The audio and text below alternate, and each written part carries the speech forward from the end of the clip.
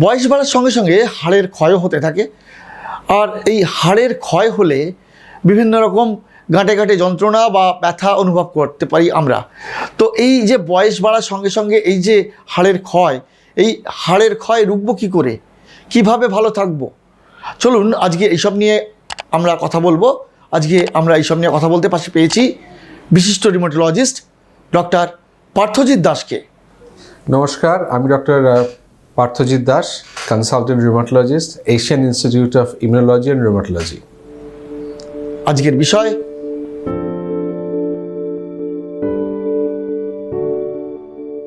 Osteoporosis কথাটার মানে হচ্ছে, যেটা ল্যাটিন ওয়ার্ড থেকে এসছে, অস্টিয়াম মানে হচ্ছে হাড়, আর পোরোসিস মানে হচ্ছে ছিদ্র, প্রচুর ছিদ্র হাড়ের মধ্যে হয়ে আছে।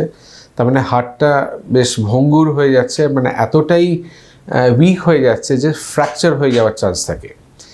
এবার আমরা নেক্সট কোয়েশ্চেনে তাহলে কাদের হয়, যদি আমরা WHO স্ট্যাটিস্টিক্স দেখি তাহলে আমরা বুঝতে পারবো যে ওয়ার্ল্ড ওয়াইড যারা পোস্ট মেনোপজাল উমেন, যাদের পিরিয়ডস আস্তে আস্তে বন্ধ হয়ে যাচ্ছে বয়সকালে, তাদের মধ্যে প্রিভ্যালেন্স কিন্তু 20%, শতকরা 20% লোকের মধ্যে এই অস্টিওপোরোসিস পাওয়া যায়।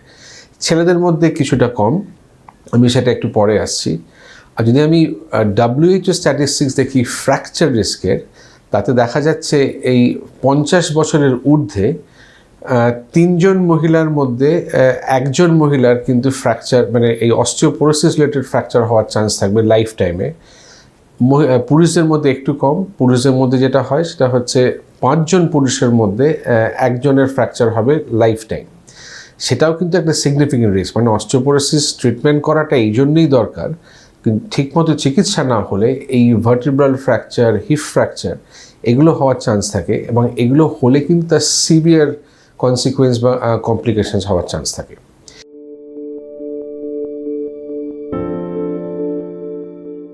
দুটো, একটা হচ্ছে প্রাইমারি অস্টিওপোরোসিস, জেনেরিকভাবে ভাগ করা যায়, একটা হচ্ছে প্রাইমারি অস্টিওপোরোসিস, একটা সেকেন্ডারি অস্টিওপোরোসিস। এবার প্রাইমারি অস্টিওপোরোসিসটা হয় হচ্ছে যারা বয়স্ক মহিলারা, মেইনলি হয় পোস্ট মেনোপজাল উমেন, যেটা বলছিলাম আফটার মেনোপজ, যখন পিরিয়ডসটা বন্ধ হয়ে যাচ্ছে, বডিতে ইস্ট্রোজেন লেভেলটা কমে যায়। ওই ইস্ট্রোজেন হরমোনটাই হাড়টাকে শক্ত করতে হেল্প করে। এটা খুব কমনলি হয় 60 বছরের ঊর্ধ্বে বা 65 বছরের ঊর্ধ্বে যে মহিলারা, তাদের প্রিভ্যালেন্সটা বেশি, তাদের ফ্র্যাকচার রিস্কটাও খুব বেশি, কারণ পড়ে গেলেই দুম করে ফ্র্যাকচার হয়ে যাওয়ার চান্স থাকে। এবার খালি কিন্তু এটা মহিলাদের মধ্যে সীমাবদ্ধ নয়, দেখা যাচ্ছে অ্যান্ড্রোপোজ যেটা হয়, যেটা ছেলেদের মধ্যে হয়, কারণ বয়সকালে ছেলেদেরও টেস্টোস্টেরন লেভেলটা কমে যায়। ছেলেদের থেকে কিন্তু এই টেস্টোস্টেরন লেভেলটা কিন্তু হাড়টাকে শক্ত করে। যখন এই দুটো হরমোনই ড্রপ করে, মেয়েদের ক্ষেত্রে ইস্ট্রোজেন, ছেলেদের ক্ষেত্রে টেস্টোস্টেরন, তখন কিন্তু দুজনেরই, পুরুষ মানুষ এবং মহিলাদের দুজনেরই কিন্তু অস্টিওপোরোসিস হওয়ার চান্স থাকে। এবার আসছে আমরা সেকেন্ডারি অস্টিওপোরোসিস। তার কোনো একটা অসুখ আছে ব্যাকগ্রাউন্ডে, তার জন্য অস্টিওপোরোসিসটা হচ্ছে। এবার কিছু অসুখ, যেমন থাইরয়েডের অসুখ, ডায়াবেটিস, তারপরে কুশিংস ডিজিজ বা অ্যাড্রেনাল ইনসাফিসিয়েন্সি, যেখানে হরমোন লেভেলটা খুব বেশি, স্টেরয়েড লেভেলটা খুব বেশি বা খুব কম, এসব হরমোনাল প্রবলেমসে হতে পারে। কিছু গ্যাস্ট্রোইন্টেস্টাইন, যেমন ক্রোনস ডিজিজ, যেখানে বাউল যে ইনফ্লামেশন হচ্ছে, খাওয়া দাওয়া ঠিকমতো অ্যাবজর্ব হচ্ছে না, ক্যালসিয়ামটা অ্যাবজর্ব হচ্ছে না, তাদের ক্ষেত্রে হতে পারে। কিডনি ফেলিওর পেশেন্টদের হতে পারে। যেসব পেশেন্টদের অটোইমিউন ডিজিজ আছে, যেরকম রিউমাটয়েড আর্থ্রাইটিস, SLE, মায়োসাইটিস, তাদের ক্ষেত্রেও অনেক ক্ষেত্রে ডিজিজের জন্য প্লাস যে ওষুধগুলো ইউজ করা হয়, হয়তো লং টার্ম স্টেরয়েড খাচ্ছে বা লং টার্ম ওই অ্যান্টাসিড খেয়ে যাচ্ছে, তাদের এরকম অস্টিওপোরোসিস হওয়ার চান্স থাকে খুব কম বয়সে। এটা 50 বছরের কম বয়সী পেশেন্টদের কথা বলছি আমি। তারপর কিছু ওষুধ, যেমন অ্যান্টি এপিলেপসিস, মৃগীরোগ পেশেন্টদের যে ওষুধগুলো দেওয়া হয়, লং টার্ম স্টেরয়েড যারা খাচ্ছে, হাঁপানি হচ্ছে, তারপরে মায়োসাইটিস, SLE পেশেন্টদের, তাদের লং টার্ম স্টেরয়েড চলে, তাদেরও অস্টিওপোরোসিস হওয়ার চান্স থাকে।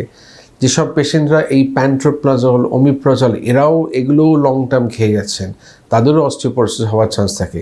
সো এই সেকেন্ডারি অস্টিওপোরোসিসটা কিন্তু হচ্ছে কম বয়সী পেশেন্টদের, যাদের রিস্ক ফ্যাক্টরস অনেক বেশি, ইউজুয়ালি হয় বয়স্ক পেশেন্টদের। তার এই নয় যে কম বয়সী পেশেন্টদের হবে না, তার জন্য প্রপার স্ক্রিনিং স্ট্র্যাটেজি হওয়া দরকার।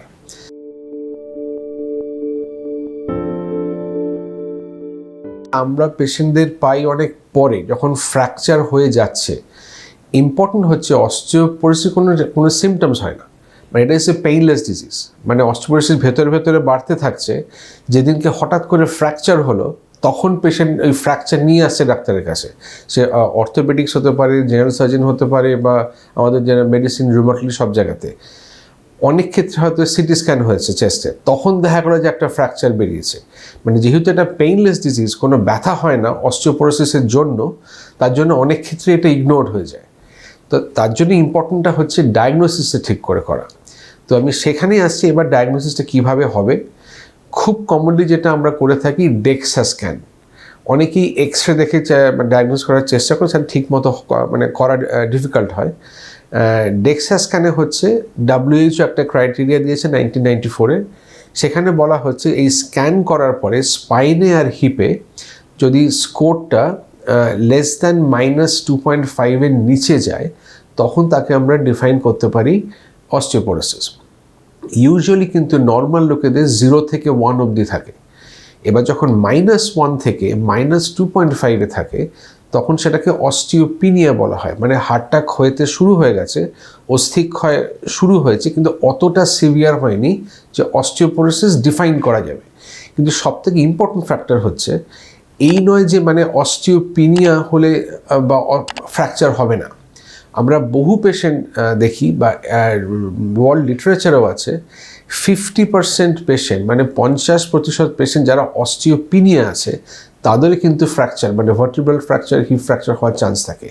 যেখানে পেশেন্টদের রিস্ক ফ্যাক্টার্সটা দেখে, যখনই দেখি যে আমরা অস্টিওপিনিয়া আছে বা তার সাথে আনুষঙ্গিক আরও কিছু রিস্ক ফ্যাক্টার্স আছে অস্টিওপোরোসিস, এর একটা স্কোরিং সিস্টেমও আছে। যখন বুঝতে পারি পেশেন্টের স্কোরটা খুব হাই, তখন কিন্তু তাদের অস্টিওপোরোসিস না থাকলেও ট্রিটমেন্ট দিতে হয়। এবার আছে, মনে করুন পেশেন্টটা গ্রামে আছে, যেখানে ডেক্সা মেশিন নেই, বা হয়তো মফস্বল আছে, সেখানে ডেক্সা মেশিনটা নেই। কারণ ডেক্সা মেশিনটা খুব কম সংখ্যক হসপিটাল বা ডায়াগনোসিস সেন্টারই আছে, সেটাও কলকাতা বা মেজর সিটিসের মধ্যে। তখন তাদের কিভাবে মানে ফ্র্যাকচার রিস্ক করা হবে বা অ্যাসেসমেন্ট করা হবে? এবার শেফিল্ড ইউনিভার্সিটির এই একটা WHO না, শেফিল্ড ইউনিভার্সিটির ফ্র্যাক্স অ্যাসেসমেন্ট একটা দিয়েছে। তাতে করে কি ওই 13টা কি 14টা পয়েন্টস ইনক্লুড করলে একটা ফ্র্যাক্স স্কোর দিয়ে দেয়। তার মানে 10 বছর অবধি আপনার মেজর অস্টিওপোরোটিক রিস্ক কতটা বেশি। তাতে যদি কারোর 10%-এর বেশি হয় মেজর অস্টিওপোরোটিক ফ্র্যাকচার, আর হিপ ফ্র্যাকচার যদি 3%, আমি ডিটেলসে একদমই যাচ্ছি না, তাদের কিন্তু ডেক্সা স্ক্যান থাকুক বা না থাকুক, তাদের রিস্কটা অনেক বেশি এবং তাদেরকে ট্রিটমেন্ট করতেই হবে। কারণ না করলে কিন্তু এইসব পেশেন্টদেরই পরে ফ্র্যাকচার হওয়ার চান্স বেশি।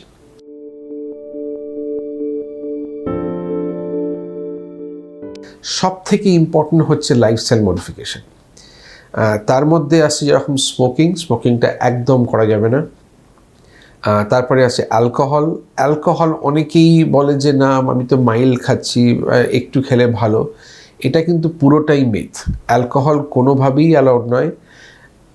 আগেকার দিনে বলা হতো ছেলেদের 21 ইউনিটের বেশি অ্যালাউড, মহিলাদের 14 ইউনিটের বেশি অ্যালাউড। সেটা কিন্তু একদম ভুল ধারণা। যেভাবেই হোক, যত রকম রিস্ক ফ্যাক্টর থাকুক, অ্যালকোহলটা যতটা কম খাবেন তত বেটার। অনেকের আইডিয়া আছে যে আমি খুব দামি স্কচ উইস্কি খাচ্ছি, তার জন্য আমার কোনো প্রবলেম হবে না। এটাও ভুল ধারণা। কারণ যে কোনো ফরম্যাটের অ্যালকোহল আপনি খান, সেখানে কিন্তু মেইন কম্পোনেন্টটা ইথাইল অ্যালকোহল। সেটা কিন্তু একইভাবে লিভারে অ্যাফেক্ট করছে, একইভাবে বোনকে অ্যাফেক্ট করছে। প্লাস যদি অ্যালকোহলটা খুব বেশি মাত্রায় খাওয়া হয়, তাতে লিভারটাও যেমনভাবে অ্যাফেক্ট করে, লিভার সিরোসিস হওয়ার চান্স থাকে, প্লাস হার্টটাও ক্ষয়ে যায়। অস্টিওপোরোসিসে কিন্তু একটা স্ট্রং রিস্ক ফ্যাক্টর হচ্ছে অ্যালকোহল, যেখানে স্মোকিং, অ্যালকোহল দুটোই কিন্তু ঠিকমতো বন্ধ করতে হবে। এরপরে কোয়েশ্চেন হচ্ছে, খুব ইম্পর্টেন্ট হচ্ছে এক্সারসাইজ। কী টাইপের এক্সারসাইজ আপনি করবেন?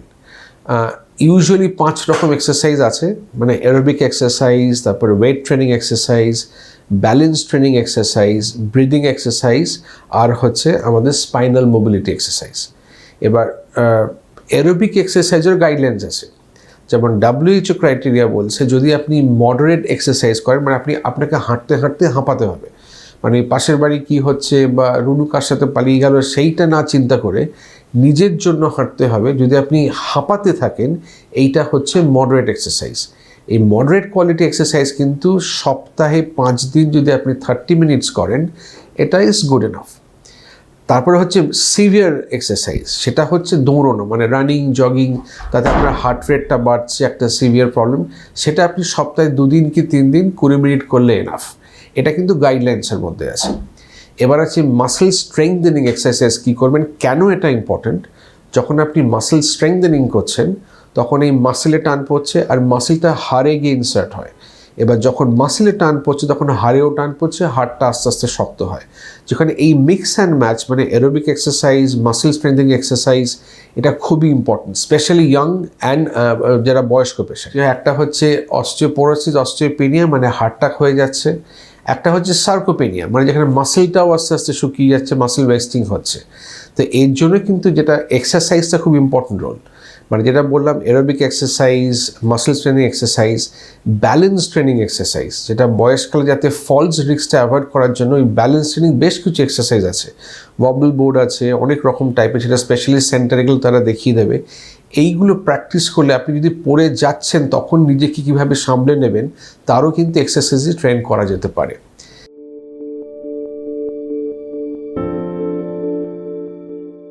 কি খাবেন বা কিভাবে চিকিৎসা হবে, আমি যদি রেকমেন্ডেশনস দেখি তাতে মোটামুটি ক্যালসিয়াম হচ্ছে আপনার সারাদিনে 1000 মিলিগ্রাম খেতে পারলে ভালো, সেটা ট্যাবলেট ফর্ম হোক বা মানে খাদ্যের সাথে যদি আপনি মানে কী বলে খেতে পারেন সব থেকে ভালো। আমরা ট্যাবলেটে যেরকম ট্যাবলেটে দিই ইউজুয়ালি 500 মিলিগ্রাম আমরা সাপ্লিমেন্ট করি, তার মানে বাকি 500 মিলিগ্রাম কিন্তু আপনাকে খাবারের সাথে খেতে হবে। এবার কি খাবেন, সেটা হচ্ছে যেমন দুধ, ছানা, দই, পনির, মিল্ক প্রোডাক্টস, এটা কিন্তু হাই রিচ ইন ক্যালসিয়াম, সেটা খেতে হবে। মাছ, মাংস, ডিমের ক্যালসিয়াম কন্টেন্টও খুব বেশি। এবার অনেকে দুধ খেতে পাচ্ছে না, ল্যাকটোজ ইনটলারেন্স, তারা কি করবেন, তারা অনেক সময় সোয়া মিল্ক বা আমন্ড মিল্ক দেখবেন অনেক স্পেশালাইজড দোকানে এগুলো পাওয়া যায়, সেগুলো ট্রাই করে দেখতে পারেন।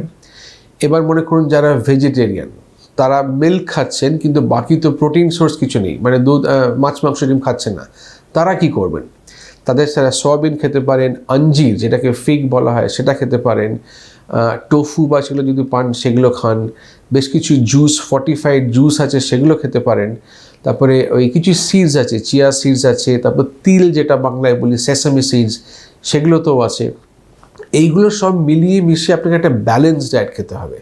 এবার ব্যালেন্স ডায়েট মানে কিন্তু protein, carbohydrate, fat, minerals, vitamins সব একসাথে, সব কটারই কিন্তু ইন্ডিভিজুয়াল রোল আছে, যেখানে একটা কমন ব্যালেন্স হেলদি ডায়েট কিন্তু খুব স্ট্রংলি রেকমেন্ডেড। অসংখ্য ধন্যবাদ ডক্টর পার্থজিৎ দাসকে আমাদের মূল্যবান সময় দেওয়ার জন্য। আমার আরও পরামর্শ পেতে দেখতে থাকুন মেডিটিভস। নমস্কার। ভিডিওটি ভালো লাগলে অবশ্যই একটি লাইক দিন এবং শেয়ার করুন এই ভিডিওটি, কারণ আপনার শেয়ার করা এই ভিডিওটি হয়তো আরও বহু মানুষের উপকারে আসতে পারে। তাই দেরি না করে ভিডিওগুলি শেয়ার করুন এবং মানুষের মধ্যে সচেতনতা বাড়িয়ে তুলতে আপনিও আমাদের সঙ্গে এগিয়ে আসুন। আর হ্যাঁ, যারা মেডিটিভস এই চ্যানেলটিকে এখনও সাবস্ক্রাইব করেননি তারা সাবস্ক্রাইব করে নিন আমাদের এই চ্যানেলটিকে, এবং পাশে থাকা বেল আইকনটিকে প্রেস করে দিয়ে অল বাটনটিকে ক্লিক করে দিন, যাতে নতুন ভিডিও আপলোড করলেই তার নোটিফিকেশন পেয়ে যান আপনারা।